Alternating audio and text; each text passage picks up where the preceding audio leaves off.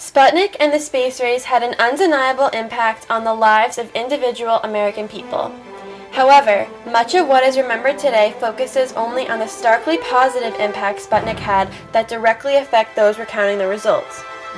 People today primarily remember that Sputnik united America's educational purpose and also led to important scientific advancements. But people often forget the other vast impact Sputnik had, especially its negative results.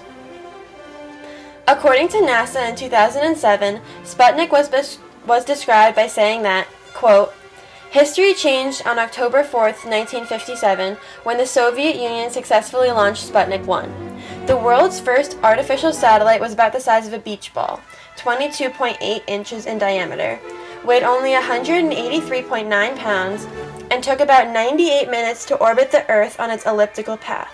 That launch ushered in new political, military, technological, and scientific developments. While the Sputnik launch was a single event, it marked the start of the space age and the US-USSR space race. Then the Soviets struck again.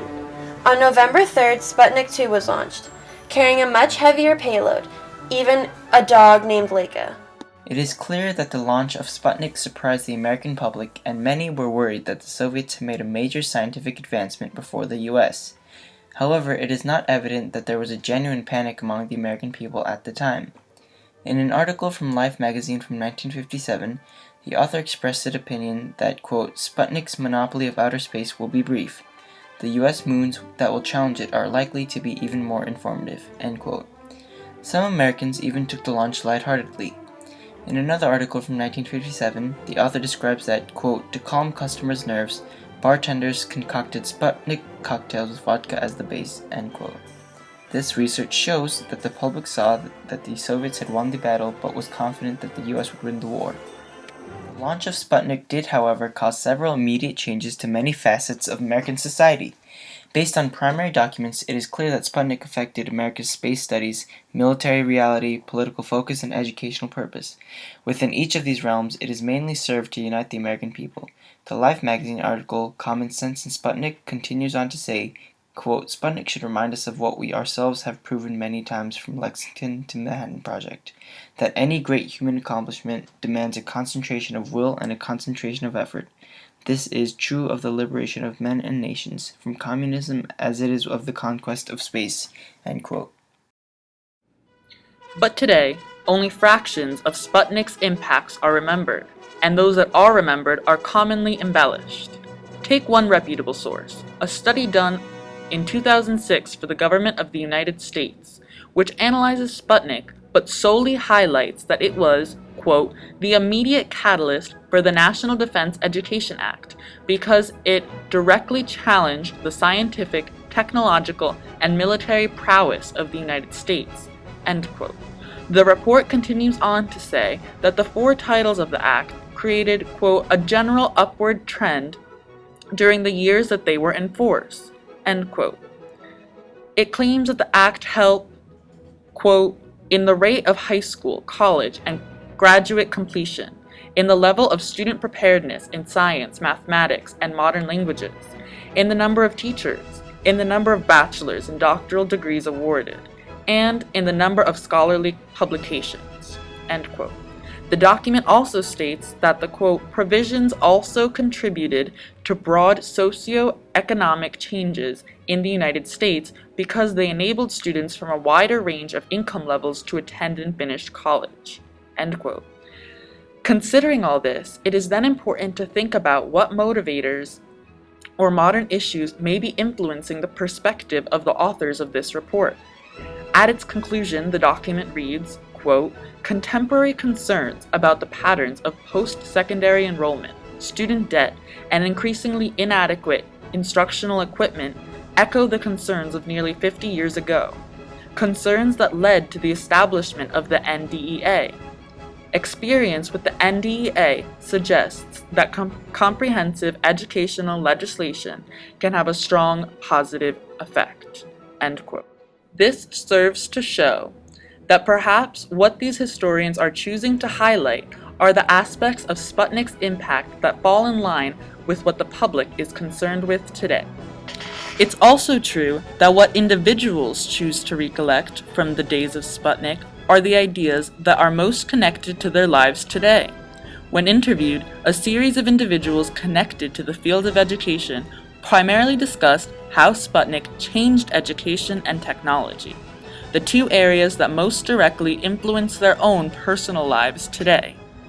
I went to elementary school in the 70s, and I think that the tests that we were required to take when we were little, the standardized testing was part of the fallout from the, oh my God, the Russians, orbited something in space before us. And of course, when President Kennedy became elected, he was the one, I'm sure you're aware of all that, said that we will put a man on the moon before the end of that decade, and they certainly did. So, I think that motivated a lot of people. When a lot of the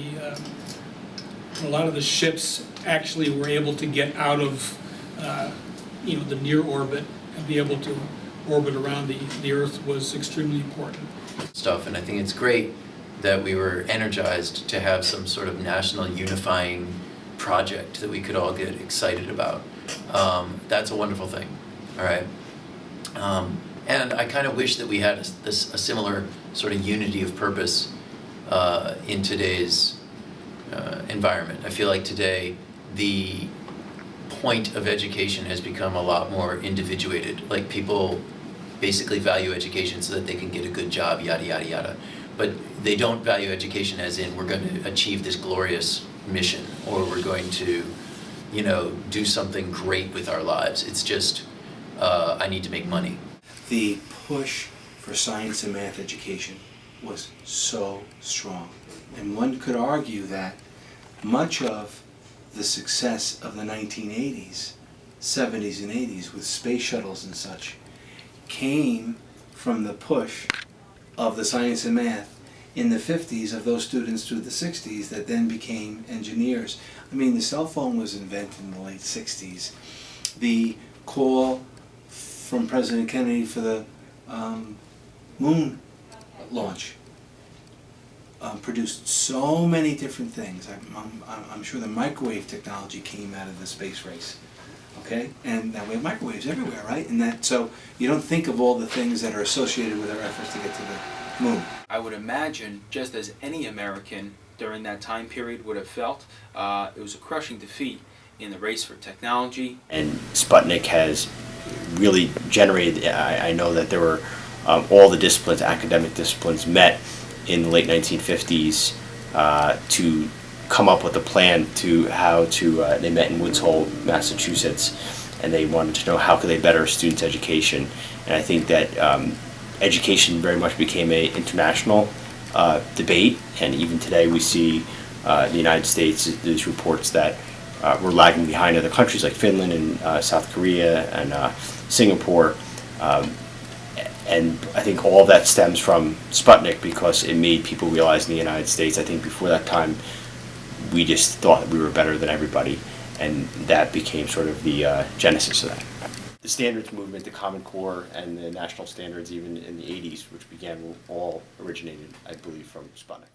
Another notable element of what people today remember is that they see Sputnik as having created a real panic among the public. There was such a national kind of panic after Sputnik that we were behind in the quote-unquote space race, that we weren't the #1 nation in the world. Mm-hmm. This was part of a Cold War kind of climate. But in fact, there's minimal primary evidence to show that Sputnik was little more than a momentary disillusionment in the eyes of the American people. As for what people deem the lasting effects of Sputnik on life today, there is a rather mixed perspective on whether the long-term impact was positive or negative. I think the impact that it had created, we take for granted nowadays. Just like any other time with exploration and the advent of technology, it improves everyday life as well.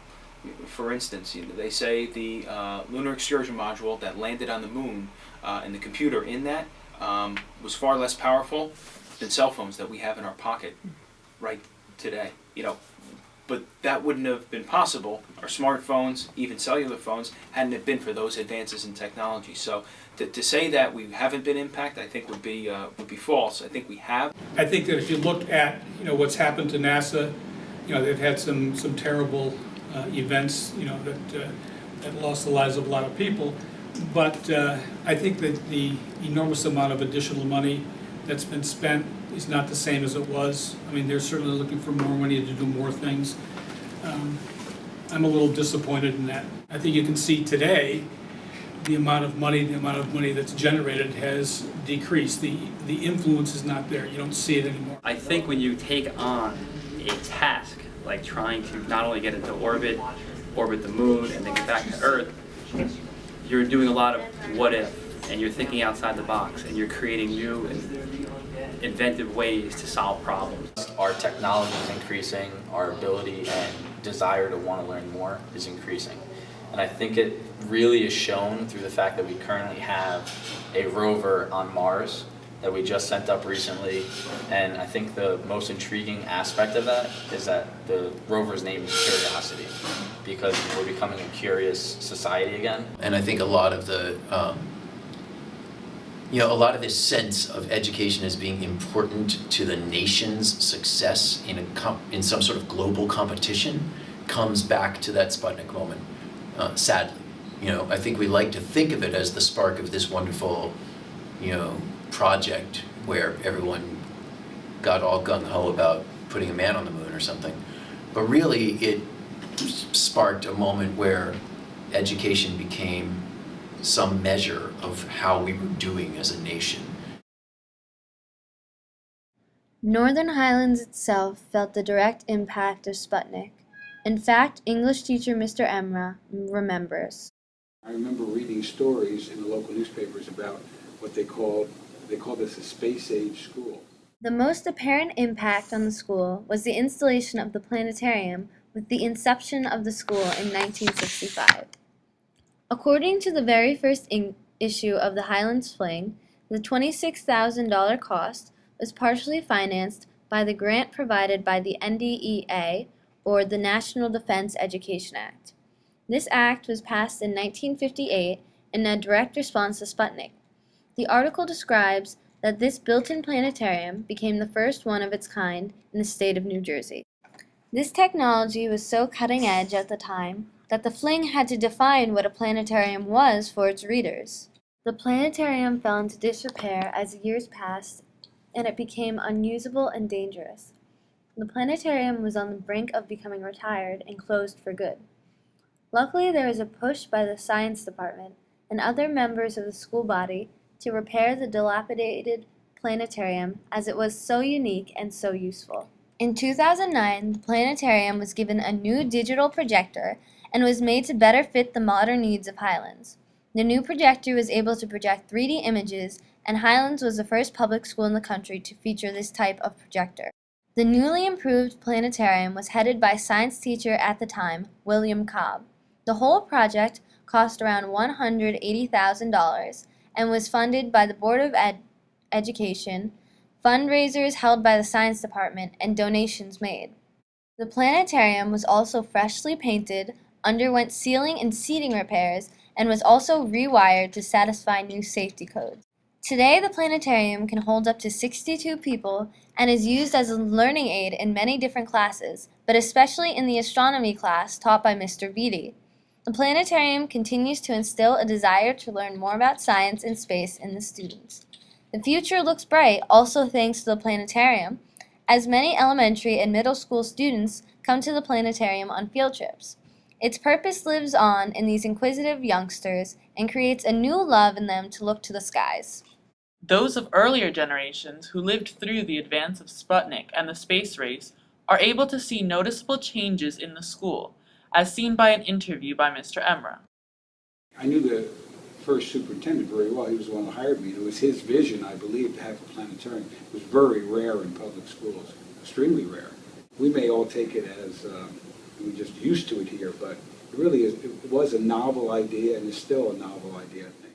Seeing as the planetarium is the primary impact left by Sputnik on Highlands, considering what people think of it today is a good gauge of what people remember of Sputnik's ultimate effect on the school. What is the story that you've heard about the reasoning behind the planetarium being at Highlands? So when I started here last year, I was informed that the planetarium, there's this old story as to where it came from. And what I was told was that when the school was first built, that they put on the referendum for the town when they were voting as to did the taxpayers want to put in a planetarium or a pool. So the vote came out as being for a planetarium. And when I started to teach astronomy last year, a lot of the students didn't realize that the planetarium could actually do picking out the constellations, showing the different planets, exploring different planets and galaxies, the rotation of Earth and planets, and all the above. They believed the planetarium really was a movie theater. The administration was actually very supportive and said that the real reason they hired me was to turn it back into a real course, that they value the scientific aspect of the class and wanted to see somebody really use the planetarium in the way it was built to be used and use it for space rather than as a movie theater. And I think that there's going to be a big push in the upcoming years of people who really have an interest and a desire to do astronomy again and to do space exploration. I think you'd be hard-pressed to find another high school in this area, or for that matter around the state, with a planetarium. I think also to it, we've taken measures to update and keep modern the planetarium.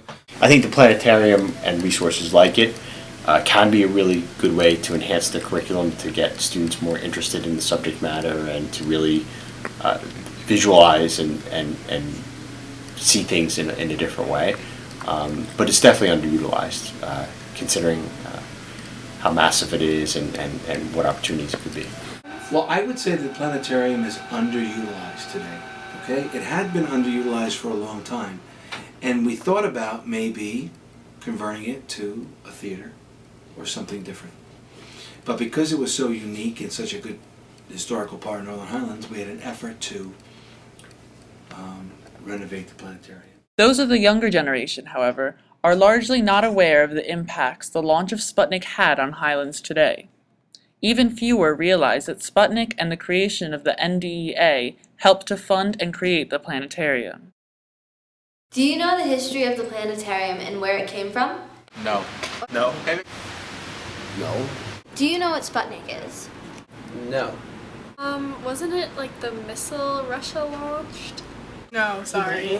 Doesn't it have to do something with space? How does the space race from the 1960s and 70s affect your day-to-day life? It doesn't. Well, it was part of the Cold War, so I guess it affects all like the bomb procedures and stuff we have in schools and all over our towns. In your opinion, does having a planetarium at Highlands make the school any better? I think it's a way to say, hey, look, we have money. And when people come to the school, we can show them, hey, look, we have a planetarium. So it's just to express that we have success. I think it's pretty cool. I think it definitely adds to our school. A lack of knowledge about the planetarium directly corresponds with the planetarium's lack of use. However, hope for a future revival of the planetarium and its functions is high. Another reason as to why these students have little knowledge on the planetarium and its origins can be attributed to the fact that society is keenly focused on the future, especially in Highlands. One, for example, does not see the fling, reporting on a lot of past news, but rather things that are upcoming. There is a need to find out information for the future. But when regarding the past, there are many different truths based on the experiences that we each face. There is always an original truth that can be observed, but future generations will often fail to ever grasp it, because, as can be observed with the memory of Sputnik, as generations pass by, the link that can transfer the knowledge and remembrance down to other generations is slowly lost, and instead what is remembered is only the sliver of history that had a long-term impact on those that lived long enough to keep their stories alive. When you take on tasks that you don't think you can do, but as long as you work hard towards them, the byproducts are countless. And who knows, you just might get there. To the moon, then.